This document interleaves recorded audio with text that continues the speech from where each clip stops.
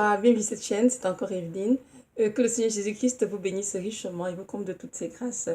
Donc aujourd'hui, nous allons parler vraiment d'un sujet très très important pour moi et aussi évidemment pour le Seigneur parce que celui qui m'envoie. Il s'agit de la sorcellerie dans les églises chrétiennes. On pourrait se dire comment ça se fait que les églises qui sont supposées être vraiment des endroits d'accueil, de guérison, de délivrance, de restauration pour les nations sont devenues en fait des endroits où plutôt les gens sont pris en captivité et il y a beaucoup de prolifération démoniaque. Pendant plusieurs années, j'ai été chrétienne. Je pense que je pense que ça fait comme 18 ans que je suis chrétienne, si je ne me trompe pas. Au tout début de ma vie chrétienne, j'étais une femme très innocente dans le Seigneur, avec un cœur vraiment pur, donc je ne craignais rien du tout. Je me disais que tous ceux qui vont à l'église sont forcément de bonnes personnes qui aiment Jésus-Christ, même si ils ont des choses à traver dans leur vie au niveau du caractère ou du comportement. Ben, le Seigneur est en train de traiter la vie de tout le monde, quoi. Donc, tout le monde est en train de s'affairer à se dépouiller des yeux des ténèbres pour se revêtir des âmes de lumière. Donc, pour moi, tout le monde, tous ceux qui disaient Jésus ou bien peu de la parole étaient évidemment des chrétiens qui étaient véritablement convertis. Mais je me suis rendu compte vraiment au fil des années que non, beaucoup de personnes qui se disent chrétiens ne sont pas des chrétiens véritables parce qu'il y en a plusieurs qui jouent des rôles. Donc, c'est-à-dire, à l'église, c'est vraiment, alléluia, amen par-ci, par-là, Jésus par-là, la parole tout le temps, mais au fond, dans leur cœur, ils servent un autre maître qui est évidemment Satan et dans leur maison, je dis, de l'église, ils s'adonnent à des pratiques abominables telles que la magie, la sorcellerie et plein d'autres choses que le Seigneur Jésus-Christ reprimande vraiment avec beaucoup de force. Là, évidemment, j'étais vraiment très très déçue de réaliser en fait que non, l'église en fait, beaucoup de personnes y vont avec leurs propres intérêts. D'autres, c'est parce que ces personnes veulent se marier. Certaines personnes veulent juste venir en se balader. D'autres viennent juste pour malheureusement en fait tomber les enfants de Dieu. En faisant les enfants du diable qui ont été mandatés du monde des ténèbres en fait fait tomber les enfants de Dieu, détruire leur vie, les séduit et les conduit en enfer. Évidemment, c'est sûr que j'ai été très attristée lorsque le Seigneur m'a révélé cela. Je me suis dit, Seigneur, mon Dieu, c'est tellement terrible parce qu'à l'église, en fait, tout le monde paraît tout beau, tout cute, tout le monde paraît très, très chrétien. Mais en fait, au fond, il y en a beaucoup qui jouent un jeu. Et ça m'a vraiment attristée. Mais malheureusement, c'était ça la vérité, une réalité à laquelle beaucoup de personnes sont d'ailleurs confrontées. Il m'a dit, tu dois donc, à partir de maintenant, être plus sage, avoir plus de discernement pour comprendre que tous ceux qui sont devant toi et te disent ma soeur, mon frère, peu importe, ne sont pas forcément des chrétiens. C'est plutôt mieux de venir me voir, me demander de te révéler l'état d'âme des personnes qui te couteau qui viennent vers toi. Parce qu'à l'église, comprends bien, il y a le blé mais aussi l'ivraie. Et ça, on n'y peut rien. Ce sera ainsi jusqu'à ce que le Seigneur revienne. Donc, c'est ça. Je me suis posé la question, comment est-ce possible à un être humain de dire, j'ai de ma vie au Seigneur, je marche à sa suite, il est mon Dieu, il est mon tout, et être en même temps en train de s'adonner à des pratiques ténébreuses en arrière. Là, le Seigneur m'a fait comprendre dans un premier temps qu'il y en a beaucoup qui n'ont pas vraiment expérimenté une véritable conversion. Donc, c'est-à-dire, ils ont peut-être fait la prière du salut, ou bien ils ont mangé Jésus dans de Jésus dans leur cœur, mais vraiment juste avec des paroles légères, quoi, mais sans leur cœur, en fait. Et pour ça, nous allons, pardon, dire la parole qui donne un exemple de cela. La parole, c'est dans Acte 8, des versets 9 à 13. Donc, je vais lire. Ça dit ceci. Il y avait auparavant dans la ville un homme nommé Simon, qui se donnant pour un personnage important, exerçait la magie et provoquait l'étonnement du peuple de la Samarie. Tous, depuis le plus petit jusqu'au plus grand, l'écoutaient attentivement et disaient, celui-ci est la puissance de Dieu, celle qui s'appelle la grande. Ils l'écoutaient attentivement parce qu'il les avait longtemps étonnés par ses actes de magie. Mais quand ils eurent cru à Philippe, qui leur annonçait la bonne nouvelle du royaume de Dieu et du nom de Jésus-Christ, hommes et femmes se fit baptiser. Voilà. Désolée, hein, je pas mes vers, donc j'avais pas dit correctement. J'ai quelque chose dans ma vision, donc voilà, je suis désolée, je m'excuse. Simon lui-même crut, et après avoir été baptisé, il ne quittait plus Philippe, et il voyait avec étonnement les miracles et les grands prodiges qui s'opéraient. Donc voilà, dans ce texte, ici on parle d'un certain Simon qui vivait en Samarie et qui pratiquait de la magie. Avec ses tours de magie, il étonnait beaucoup de personnes et ces gens croyaient qu'il avait la puissance divine. Mais lorsque la Samarie a reçu la parole du Seigneur Jésus-Christ par la bouche de Philippe, beaucoup d'hommes et de femmes ont cru en cette parole, cette bonne nouvelle, y compris Simon, le magicien, qui a cru, c'est qui ce verset 19, et qui s'est même fait baptiser, justement, et il ne quittait plus Philippe, et il voyait avec étonnement les miracles et les grands prodiges qui s'opéraient. Vous voyez, Simon était un homme, on va dire, qui avant travaillait avec une puissance démoniaque, c'est-à-dire une puissance venant de Satan, pas de Jésus-Christ. Mais lorsqu'il a rencontré la lumière, il a été tellement étonné de voir comment les gens étaient délivrés, touchés par la parole du Seigneur, qu'il a décidé lui-même d'abandonner les œuvres de Satan et de pouvoir suivre le Seigneur Jésus-Christ de Nazareth. Donc c'est Philippe qui, évidemment, a cru, s'est baptisé et il continue de suivre Philippe. Mais on dit ici, un texte qui est très important, il voyait avec étonnement les miracles et les grands prodiges qui s'opéraient. Donc, même bien qu'il soit converti, Simon, il avait toujours le regard porté sur les miracles et les prodiges. Pourquoi? Parce qu'avant, ce sont ces actes de magie qui produisaient les puissances sataniques, qui éblouissaient les gens. Donc, son cœur était toujours tourné vers ce côté miraculeux de la vie chrétienne. Et nous allons continuer de lire, on va voir ce qui lui arrive. Donc, au verset 14, acte 8 toujours, il a dit ceci. Les apôtres qui étaient à Jérusalem ayant appris que la Samarie avait reçu la parole de Dieu, y envoyèrent Pierre et Jean. Ceux-ci, arrivés chez les Samaritains, prièrent pour eux afin qu'ils reçussent le Saint-Esprit, car ils n'étaient encore descendus sur aucun d'eux. Ils avaient seulement été baptisés au nom du Seigneur Jésus. Alors Pierre et Jean leur imposèrent les mains et ils reçurent le Saint-Esprit. Lorsque Simon vit que le Saint-Esprit était donné par l'imposition des mains des apôtres, il leur offrit de l'argent en disant « Accordez-moi aussi ce pouvoir afin que celui à qui j'imposerai les mains reçoive le Saint-Esprit. » Mais Pierre lui dit « Que ton argent périsse avec toi, puisque tu as cru que le don de Dieu s'acquérait à prix d'argent. » Donc, voyez-vous, je m'arrête là pour l'instant, verset 20, verset 20. Donc ici, on voit Simon qui était 15 au Seigneur, qui est baptisé, qui maintenant, lorsqu'il voit les personnes autour de lui recevoir le Saint-Esprit, par l'imposition des mains des apôtres Pierre et Jean, il leur offrit de l'argent afin de lui accorder le Saint-Esprit. Donc, pour comprendre ici par cet acte, que cet acte montre clairement que Simon, le magicien, n'avait jamais expérimenté une véritable conversion. Cela veut dire qu'il a fait une conversion, on va dire, légère, littéraire des lèvres, mais son cœur n'y était pas. Parce qu'un cœur qui a véritablement connu Christ, qui a vraiment reçu le Seigneur dans sa vie avec une véritable repentance, une repentance authentique et sincère, cette personne se détourne complètement des yeux des ténèbres et cherche évidemment la lumière de Christ. Mais Philippe ici, Simon magicien avait tout dans son cœur cette séduction, cette convoitise du côté miraculeux. Et au lieu de prendre le temps pour être instruit dans les Écritures et comprendre que non, ce n'est pas à prix d'argent que ces choses-là nous sont données, mais que c'est vraiment le Seigneur Jésus-Christ qui, dans sa grâce, comme c'est que la parole, nous distribue des dons pour le Saint-Esprit selon sa souveraineté. Donc, ici, nous voyons bien que Philippe,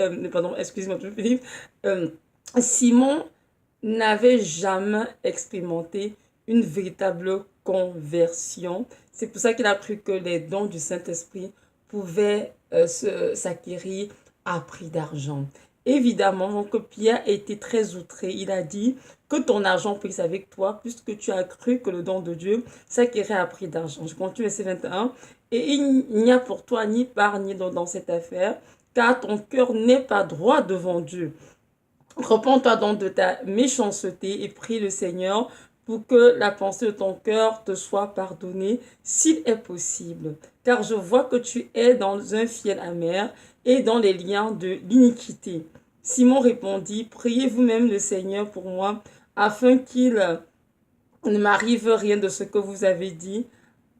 Après avoir rendu témoignage à la parole du Seigneur et après l'avoir prêché, Pierre et Jean retournèrent à Jérusalem et en annonçant la bonne nouvelle dans plusieurs villages samaritains. Donc, vous notez ici que même lorsqu'il est repris par Pierre d'avoir dit une telle chose aussi aberrante, de vouloir de l'argent pour avoir le don du Saint-Esprit, jusque-là, excusez-moi, Simon montre encore clairement qu'il n'a pas toujours expérimenté vraiment une véritable repentance, dans le sens où, ce qu'on a dit, repente ta méchanceté. Il répond, verset 24, priez vous-même le Seigneur pour moi, afin qu'il ne m'arrive rien de ce que vous avez dit. Mais ce n'est pas à Pierre et Jean de prier pour Simon. Simon doit aller dans le trône du Père et demander pardon d'avoir une telle pensée en son cœur, d'avoir eu vraiment une pensée aussi odieuse. Ce n'est pas à Simon, pardon, ce n'est pas à Pierre et à Jean de le faire. Nous devons bien ici que Simon n'a jamais expérimenté une vraie conversion. De nos jours, dans nos églises, il y en a beaucoup de Simon, dont des personnes qui avant étaient au service du diable, qui avant étaient adonnées à beaucoup de pratiques abominables que la magie, la sorcellerie, la divination, toutes sortes de choses. Mais lorsque les personnes viennent à Christ, elles n'expérimentent pas une véritable conversion. Donc, elles veulent un peu de Jésus-Christ parce qu'il y a les dons du Seigneur et elles veulent aussi un peu de Satan et comme les deux pour pouvoir évidemment vivre une vie peut-être glorieuse d'après elles, mais elles vont comprendre que c'est impossible. La lumière et les ténèbres ne peuvent pas cohabiter ensemble. Et que dans la parole qu'en Jésus-Christ, il n'y a point de ténèbres. Et celui qui a donné sa vie à Christ doit donner d'eau à toutes ces pratiques abominables. Donc, pour ne pas avoir été sorcier avant, ou bien pratiquer la magie, avoir fait une lecture dans les boules de cristal, quoi que ce soit. Le problème, c'est maintenant que tu as compris que ces choses étaient de Satan et que tu veux maintenant donner ta vie au Seigneur, tu dois donc abandonner tout cela complètement et vraiment te tourner totalement vers le Seigneur et renoncer à toutes ces choses. Il est écrit dans Acte 19, je pense, hein, je crois que c'est Acte 19, Acte 19, verset 19, que toutes les personnes qui avaient cru en Jésus-Christ apportaient, confessaient le péché, apportaient tous les livres de la majesté pratiquée afin qu'on puisse les brûler. Ça c'est une véritable conversion. Et c'est important vraiment de dire cela. Il y a trop de personnes qui ont l'église, mais qui continuent de pratiquer, comment dirais-je, chez eux ou bien dans leur village ou dans leur maison, j'en sais rien, des œuvres de ténèbres. Donc je vais lire ici, Acte 19, verset 19, qui dit ceci. Et un certain nombre de ceux qui avaient exercé des arts magiques ayant apporté leurs livres les brûlèrent devant tout le monde. On en estima la valeur à 50 000 pièces d'argent. Donc ici, c'est dans Acte 19, 19. Lorsque Paul a prêché à Éphèse, beaucoup d'en sont convertis au point que ceux qui pratiquaient les arts magiques sont venus faire brûler leurs livres en avant. Donc la question est celle-ci. Comment ça se fait que les chrétiens, bien élevés au Seigneur, pour cette personne, continue de vouloir tout fricoter avec les ténèbres? Non, c'est comme nous avons vu tout à l'heure, hein. C'est vraiment cette convoitise dans le cœur, hein, du miraculeux, du surnaturel, dont tellement de personnes ont été habituées à voir des yeux ouverts, pas par le Seigneur évidemment, mais par le diable, elles ne veulent pas abandonner. Elles veulent quand même tenir ce bout-là, mais continuer de faire semblant et de faire croire aux gens qu'elles suivent le Seigneur. Mais je veux vous dire, si toi tu es à l'église et que tu es une personne qui auparavant peut-être servait Satan, ou bien qui est d'une famille où on a pratiqué la sorcellerie, toutes sortes de choses, mais qu'à l'église, tu sais très dans ton cœur que tu n'es pas à Christ et que tu joues un jeu un rôle. Je vais te dire que c'est le temps pour toi de te repentir. Je veux que tu saches que notre Dieu, pardon, est un Dieu d'amour. Il t'aime beaucoup. Et tout ce qu'il désire, c'est que tu vas dans la vérité pleinement.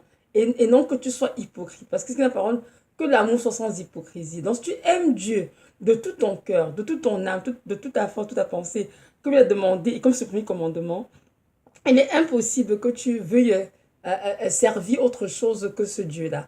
Si vraiment tu as de l'amour pour Dieu et pour ton prochain, tu ne peux pas accepter fricoter avec les ténèbres. La vie chrétienne est un choix. Tu choisis de dire non aux ténèbres et oui à la lumière. Tu choisis de dire non à la mort et oui à la vie. Donc, si tu es à l'église, alors que tu es assis, tu n'es pas du tout converti, tu peux me prêcher, tu peux m'enseigner, tu peux même occuper des enfants, faire toutes sortes de choses à l'église et tout. Ça, c'est à tes risques et périls. Pourquoi? Parce que le Dieu qui t'a créé te voit, te connaît et connaît tes actions secrètes. Et il sait très bien que l'église joue un rôle et que chez toi, tu pratiques bien tout ce qu'il a reprimandé, qu'il interdit aux enfants d'y toucher. C'est sûr que nous savons tous, hein, voilà la parole dans le Nouveau Testament, que Dieu reprime fortement pardon, les pratiques de toutes sortes de pratiques de sorcellerie et toutes sortes de choses, non. Dieu a dit non à cela. On lit ensemble dans la parole, hein, dans Deutéronome 18, des versets 9 à 14, donc je vais lire, qui dit ceci. Lorsque tu seras entré dans le pays que l'Éternel, ton Dieu, te donne, tu n'apprendras point à imiter les abominations de ces nations-là. Quand ne trouve chez toi personne qui fasse passer son fils ou sa fille par le feu. Personne qui exerce le métier de devin, d'astrologie, d'augure, de magicien, de sorcellerie, d'enchanteur. Personne qui consulte ceux qui évoquent les morts ou disent la bonne aventure. Personne qui interroge les morts. Car quiconque fait ces choses est en abomination à l'Éternel. Et c'est à cause de ces abominations que l'Éternel ton Dieu va chasser ces nations devant toi. Tu seras entièrement à l'Éternel ton Dieu. Car ces nations que tu chasseras devant toi, pardon, excusez-moi. Non, il a dit, non, pardon, c'est pas ça. Car ces nations que tu chasseras écoutent les astrologues et les devins. Mais toi, l'Éternel, ton Dieu, ne le permet pas. Parole du Seigneur. Désolé, hein, je vais même avec la vue et là, je ne pas de verre et tout, donc c'est pour ça que je m'excuse. Donc, nous voyons bien dans ce passage avec une clarté incontestable que le Seigneur reprime et interdit tout ce qui est divination, astrologie, euh, invoquer les morts, la magie, la sorcellerie, bref, les sciences occultes de manière générale, peu importe leur forme, leur nom, c'est non à le Seigneur dit non à toutes ces choses. D'un enfant de Dieu qui a connu la lumière, même si avant tu pratiquais ces choses, tu dois donner dos à cela complètement et ne plus jamais, jamais chercher à avoir un contact avec ce genre de choses. C'est pour ça que les chrétiens qui avaient expérimenté une véritable conversion dans le livre des Actes, hein, dans Actes 19, verset 19, on a dit qu'ils sont venus confesser le péché, ils ont brûlé tout le livre de la magie qu'ils avaient chez eux. Donc c'est ce qu'un chrétien véritable devrait faire. Mais il y en a malheureusement qui, comme je disais tout à l'heure, font une confession de Dieu Seigneur juste des lèvres, hein, mais le cœur n'y est pas, mais dans le cœur, ces personnes continuent d'entretenir de l'amour hein, pour les choses, pour le monde occulte tout simplement. Parce que ces personnes sont assoiffées de pouvoir, comme nous avons vu tout à l'heure avec Simon le magicien qui a donné de l'argent. À Pierre, veut l'argent à Pierre, en fait, pour recevoir le don du Saint-Esprit. Et donc, je vois bien qu'il y a beaucoup de pasteurs, de nos jours, beaucoup de pasteurs, pas juste les brebis, hein, il y a beaucoup de pasteurs, beaucoup de prophètes, beaucoup d'hommes et femmes de Dieu qui, malheureusement, ouvrent des églises, proclament le nom du Seigneur Jésus tous les jours, mais ne sait pas ce Dieu, mais servent consciemment, vraiment, Satan. Et ces personnes utilisent le pouvoir satanique pour accomplir des prodiges, des miracles dans l'église de Christ, alors que Jésus n'y est pas du tout. Évidemment, les âmes qui sont sensibles, mal affermis, qui manquent de discernement, vont se dire, oh mais oui, mais voilà, il y a la puissance, tu sais, de l'église, la vie font de tels miracles, telles choses qui se produisent, mais en fait, lorsque Dieu est de son trône, ce n'est pas du tout la puissance divine que ces choses sont faites. Vous avez une puissance démoniaque et c'est vraiment très dommage. Aujourd'hui, nous avons beaucoup d'églises qui sont infestées par toutes ces choses et Jésus-Christ, évidemment, de son trône, il est vraiment attristé parce que beaucoup d'âmes périssent dans ce genre d'église parce que elles se retrouvent en captivité en fait entre plusieurs démons. Comme comment bien que Satan ne guérit pas, Satan ne délivre pas, au contraire ça sont des faux semblants et Satan fait tout cela, garde les âmes en captivité et ils ont régné dans leur vie, sur leur vie, il est détruit et conduit le maximum en enfer tout simplement. Et j'aimerais vraiment aujourd'hui nous interpeller tout ça, c'est que vraiment de prendre conscience, ce phénomène est très grandissant et ce dans toutes les églises quasiment, je vais dire, parce que de nos jours, il y a très peu d'églises qui sont plus, qui c'est vraiment le Seigneur Jésus de Nazareth. Beaucoup sont infestés par toutes sortes de choses et tout. Mais c'est important de garder à l'esprit qu'il faut toujours prier. Beaucoup en mettant dans l'église et demander au Seigneur toujours quel est l'esprit qui règne dans cette église. Ces églises où Jésus qui n'est pas du tout, c'est qui règne dedans, même si on prononce son nom, tout au nom de Jésus, tout au nom de Jésus. Tout ça, c'est comment on dirait, de la boue en fait, mais en fait, ça ne vaut rien dans le monde spirituel parce que c'est n'importe quoi. On va dire, oh, ils louent le Seigneur puissamment, mais lorsqu'on regarde dans le monde spirituel, c'est tous des gens, des crocodiles, des serpents, des sirènes, toutes de choses, quoi. Mais ça prend vraiment d'aller voir le Seigneur qui, dans sa grâce, va se révéler à nous et nous montrer réellement l'état de chaque église, l'église qu'on veut peut-être fréquenter. Et vraiment, je vous nous encourage tous à continuer de faire attention, de ne pas tomber dans ce piège et de ne pas nous focaliser sur le miracle, sur le côté surnaturel comme faisait... comment dirais-je, Simon le magicien. Il est vrai hein, que dans dans notre vie chrétienne, évidemment, notre Dieu est esprit, hein, et il fait de prodiges et de grands miracles au milieu de nous. Moi, j'en suis vraiment la preuve, hein, parce que Dieu était sa grâce. Aujourd'hui, je serai dans ce jour des morts, mais Dieu, dans sa grâce, m'a miraculeusement sauvé N fois, je dirais, je dis bien N fois, oui, plusieurs fois.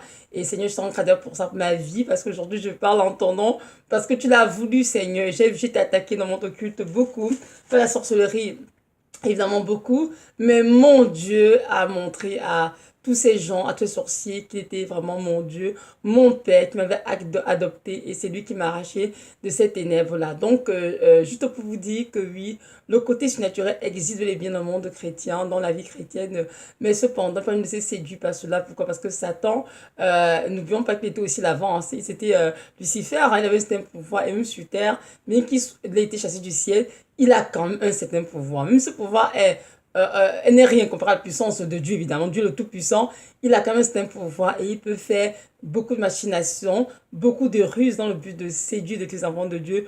C'est vraiment la parole que oui, il peut se présenter en ange de lumière, donc il nous fait croire qu'il est Dieu, alors qu'au fond, c'est vraiment tout simplement un esprit satanique, un démon. Voilà, c'est ça. Donc, vraiment, je viens aujourd'hui juste nous faire comprendre que donc, la première raison que Dieu m'a donnée, pourquoi y a-t-il autant de chrétiens, on va dire sorciers dans l'église, c'est parce que beaucoup, avant ils donnaient à ces choses-là, mais n'ont pas réellement abandonné le don des ténèbres pour suivre le Seigneur, n'ont pas vraiment expérimenté ce qui s'appelle une véritable conversion, une réelle repentance.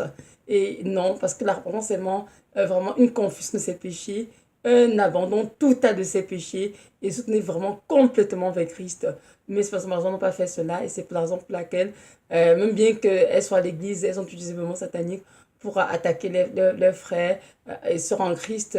Je sais que d'autres le font inconsciemment et d'autres le font très sciemment, malheureusement. Dans tous les cas de figure, c'est important de s'en méfier et de prier pour que cette personne soit délivrée, comment la lumière de Christ entre dans leur cœur, qu'elles réalisent vraiment qu'elles ont besoin vraiment de se repentir et d'expérimenter une véritable conversion. Donc voilà, donc c'est aujourd'hui la première partie pour ce sujet. Je vais continuer dans une prochaine vidéo. La deuxième raison, pourquoi y a-t-il autant de chrétiens, sorciers dans les églises. Donc voilà, c'est ça. Je veux juste nous rappeler à tous, ne pas oublier que notre Seigneur pardon, revient bientôt. Notre beau Seigneur qui a donné tout pour nous sauver, qui nous a racheté pour de son sang et de sa vie.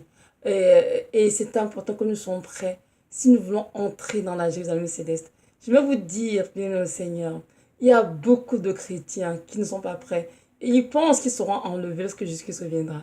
Mais non. Il y en a beaucoup qui sont encore dans les coutumes, dans les traditions humaines, remplies de sorcellerie, que les funérailles, la dot, toutes sortes de choses, les coutumes, les traditions humaines. Il y en a qui sont encore dans la sorcellerie, dans la magie, dans plein de choses.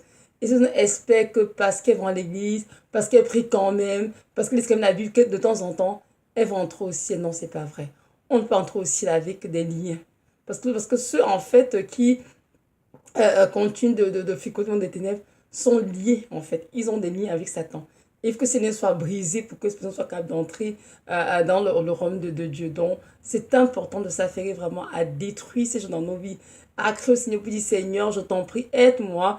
Je vais te libérer de la sorcellerie. Je vais te libérer de tout ce qui m'accapare, qui est occulte, Seigneur. Je ne veux rien des ténèbres, Seigneur. Je suis un enfant de lumière et je veux m'en démarrer dans cette lumière, Seigneur, et marcher à ta suite, Seigneur, parce que c'est toi, mon Dieu, Seigneur. Et je sais que dans toi, il n'y a que lumière et lumière. Et je veux cette lumière, il vient lumière pleinement, sans aucune ombre d'obscurité, quelle qu'elle soit, dans le nom puissant de Jésus. Donc, on nous encourage tous à continuer de prier, de nous révéler tout ce qui est caché en nous, dans nos vies, et ce temps de briser les liens, de dire non. Non à Satan, non à son monde, non à ses pouvoirs, de dire oui au Seigneur, oui au Saint-Esprit et oui à la lumière du Seigneur. Bon, c'est ça. Maintenant, si toi tu m'écoutes et que tu ne connais pas le Seigneur Jésus de Nazareth, je veux juste te dire que ce Dieu est celui qui t'a sauvé. Il a tout donné pour toi. Il t'a créé. Il s'est sacrifié à Golgotha pour que tu puisses vivre. Donc, j'aimerais te dire que le salut, c'est aujourd'hui. Tu entends sa voix. Ne que ton cœur ne soit pas endurci, mais au contraire. Prends la résolution de te repentir de tes péchés et de vraiment être sincère. Ça, c'est important. Et de donner ta vie à ce Dieu qui t'aime tant et qui désire ton bien. Je veux dire que tu saches qu'il n'y a pas de salut en d'autres dieux que Jésus de Nazareth, non. Tous les autres dieux des peuples ne sont que des idoles, c'est-à-dire des faux dieux. Mais Jésus-Christ est l'unique, le véritable Dieu, le Dieu tout-puissant qui peut te sauver et arracher ta vie de l'enfer. N'oublie pas qu'après ce monde que tu vois, hein, il y aura une autre vie après. Et c'est important que tu saches où est-ce que tu passes ton éternité. En enfer ou au ciel. Ensuite, passer au ciel, ça dit pour le Seigneur Jésus. C'est donc important que tu prennes la résolution aujourd'hui, l'engagement de te repentir de tes péchés, d'accepter ton Sauveur Seigneur et de marcher à sa suite tous les jours de ta vie et vraiment te tenir loin des ténèbres, totalement loin des ténèbres et demeurer dans sa lumière. Donc, c'est ça. Soyez richement bénis et que le Dieu de gloire vous comble vraiment de sa force, de son courage, de son endurance, pour vivre rien que pour lui jusqu'à son retour. Amen.